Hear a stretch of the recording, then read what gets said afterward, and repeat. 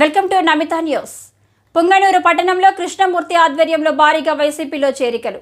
Punganur YCP ఎన్నికల incharge Mogasala Krishnamurthy ఆధ్వర్యంలో పట్టణంలోని మేలుపట్లలో ప్రచారం కార్యక్రమంలో భాగంగా టీడీపీ సానుభూతి పనులు జగన్మోహన్ రెడ్డి అందించే సంక్షేమ పథకాలు, మంత్రి పెద్దిరెడ్డి చేసిన అభివృద్ధిని చూసి వేరైతేనే మేము మా పుంగనూరు అభివృద్ధిలోకి వస్తుంది, మేము కూడా ఆర్థికంగా ఎదుగుతామని వైసీపీ పార్టీలో మేము చేరుతున్నామని తెలిపారు.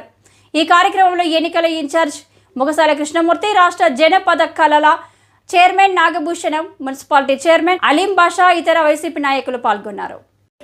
మనకి ఈ టెండర్లు కూడా అయ్యిండాయి 20 కోట్లలో. అది ఎట్లా అంటే ఇప్పుడు కోడ్ వచ్చింది కాబట్టి మనము జూన్ 4వ తేదీ పెద్ద మనసుతో ఆలోచించి పుంగనూరుని అభివృద్ధి చేసిన మన పెద్ద ఆయన రామచంద్రారెడ్డి గారికి అభివృద్ధి కోసం మీరందరూ కూడా 2 ఓట్లు వేసి ఆయన్ని గెలిపించల్లా.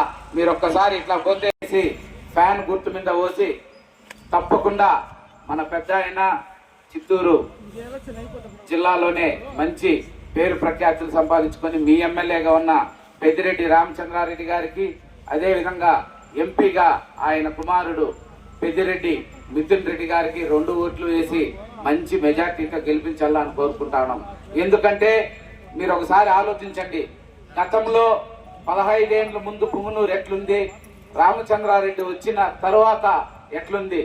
మినీ బైపాస్ రోడ్డు, చెరువు కట్ట వెడల్పు చేసినారు, సమ్మర్ స్టోరేజ్ ట్యాంక్ కట్టినారు, ఆర్టీసీ డిపో తెచ్చినారు.